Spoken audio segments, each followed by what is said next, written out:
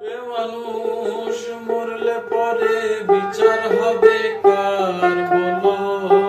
এ মানুষ মরলে পরে বিচার হবে কার? আমি বুঝলাম না ব্যাপার।